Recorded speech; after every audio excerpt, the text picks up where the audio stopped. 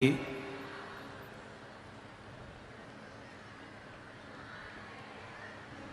प्रसंग याद आता है। एक प्रसंग बड़ा सुंदर स्मरण में आता है, कभी आप स्मरण में लेंगे उस प्रसंग।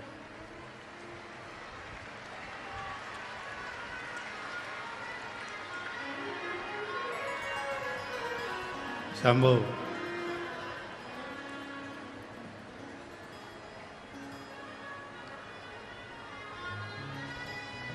बोल बम का नारा है। भगवान शिव का एक बड़ा भारी स्मरण आता है। सुषेण है,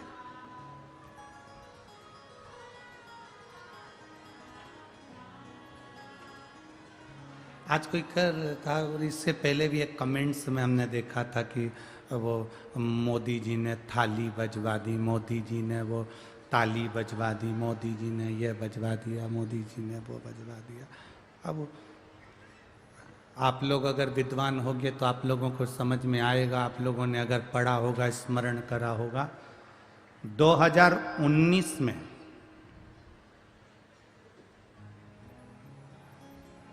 अयोध्या के टेंट में जो राम जी विराजमान थे,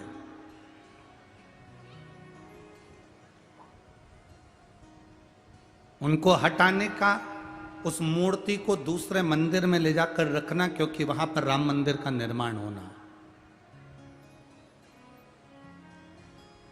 उस मूर्ति को ले जाने का तारीख आ गई और वो तारीख निकली 2020 में, गुड़ी पड़वा का दिन, चैत्र का महीना, 25 तारीख 2020। अब किसी ने कहा गुरुजी व मोदी जी ताली बजवा दी है, थाली बजवा दी है, घंटी बजवा दी है, हारन बजवा दी है। क्यों बजवाए? कभी आप अंदाजा लगाएंगे?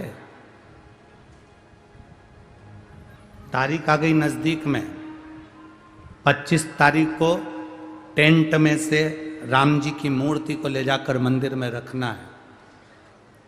अब ये विचार करा गया कि भगवान राम की मूर्ति इतने सालों के बाद वहां से हटेगी। लोग बाग जरा सा 4 कदम चलते हैं तो तोप बजती है, दूल्हा चलता है तो नगाड़े बजते हैं, और भगवान ऐसे ही चले जाएंगे, ऐसे ही। अब कोरोना काल चल रहा था 2020 में, कोरोना भी बहुत तीव्र। योगी जी मोदी जी से कहे कि मन नहीं कर रहा कि राम जी को कैसे ले जाएं, कोई जुलूस नहीं, कोई आतिशबाजी नहीं, कोई बैंड बाजा नहीं, और कोरोना अलग चल रहा है। तो मोदी जी बोले तुम चिंता मत करो, तुम 25 तारीख के पहले नी ताली और नगाड़े बजवा दिए तो हमारा नाम भी ना। 25 तारीख 2020 में राम जी टेंट में से निकलकर मंदिर में जा रहे थे और 22 तारीख को नगाड़े पूरे भारत में बज रहे थे। जो धर्मी थे वो भी और जो धर्मी थे वो भी बजा रहे थे कि भगवान अब ऐसे बैंड नहीं बजा सकते क्योंकि कोरोना था, ऐसे जुलूस नहीं निकाल सकते क्योंकि कोरोना था, तो कम से कम ऐसे लोगों से दीप जलवा दिए, ताली बजवा दी, नगाड़े बजवा दिए, ताली बजवा दी। पूरा नगर, पूरा भारत उत्सव मना रहा था और मेरे राम टेंट में से निकल कर जा रहे। अब फिर वही क्रम, घर घर में अलख मेरे राम को। भीतर एक उज्जवल भाव प्रकट करिए अपने भीतर। हम ये नहीं कहते कि तुम अवध जाओ, हम तुमसे ये कहते हैं तुम इतना राम का भजन कर लो कि राम को तुम्हारे पास में आना पड़ जाए। शबरी के दरवाजे पर राम आए थे, सुग्रीव के पास में राम आए थे, मातंग बाबा के पास राम आए थे, संत ऋषि निषाद सबके पास राम पहुंचे थे। राम साधारण नहीं, हर एक के पास पहुंचते। भजन का बल बढ़ाइए, भक्ति का बल बढ़ाओ, भजन का बल बढ़ाओ, कीर्तन का बल बढ़ाओ।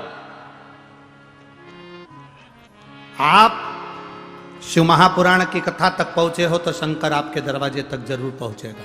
सुषेण वेद की कथा कहती है, सुषेण वेद सुग्रीव के ससुर हैं। सुग्रीव जी के ससुर सुषेण वेद शंकर के इतने बड़े उपासक हैं कि शिव के बिना एक मिनट नहीं रहते। औषधि बना रहे हैं तो शंकर का नाम ले रहे हैं, भजन कर रहे हैं शंकर का, दवाई सुखा रहे हैं तो शिव का नाम ले रहे हैं। शिव की भक्ति में डूबो।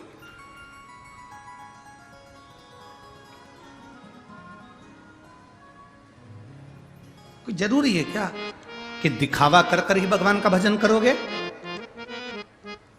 कोई जरूरी नहीं कि दिखावा कर कर भगवान का भजन करा जाए। भजन, भगवान का भजन हम पहले भी कहे, ये तुम ये कपड़ा मपड़ा चेंज करके कि हम तो ये सब चोला पहन लेंगे तो भगवान का कपड़ा, तो हम संत दिखेंगे, साधु दिखेंगे, गुरुजन दिखेंगे। ना ना ना,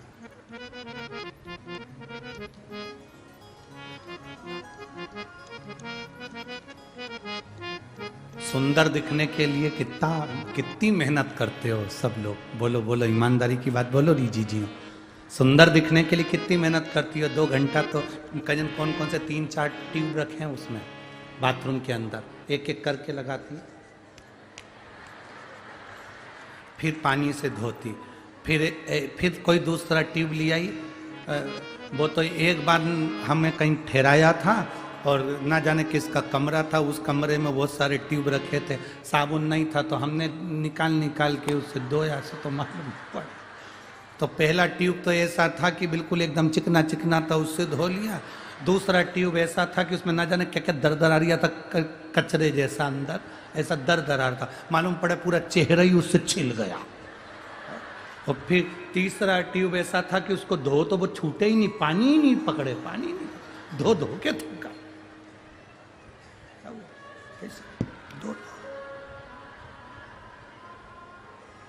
अब कितना आप सहज भाषा में लीजिए कि सुंदर बनने के लिए आप कितना प्रयास करते हो। एक ट्यूब लगाया, पानी से धोया, साबुन लगाया, पानी से धोया, और टावल से मुंह भी ऐसे रगड़ के नहीं पोछा, जैसे बेचारे जेंट्स लोग तो बेचारे रगड़ के पोछ ले, और जी तो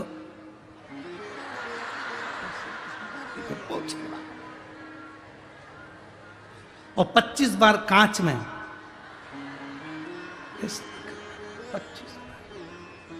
और फिर बाद में तैयार होने का समय आया, किसी को भी तैयार होते हुए कभी मत देखना, कभी। आंखें,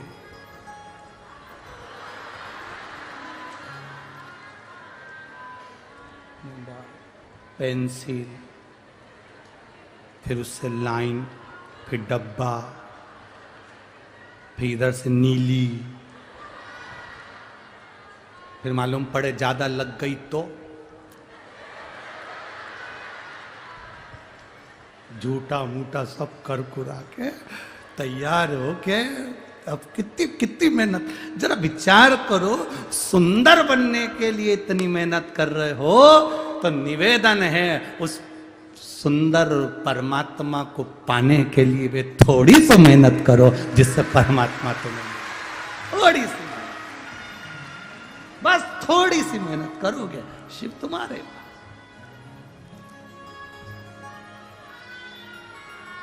अब हम मेहनत करते नहीं है,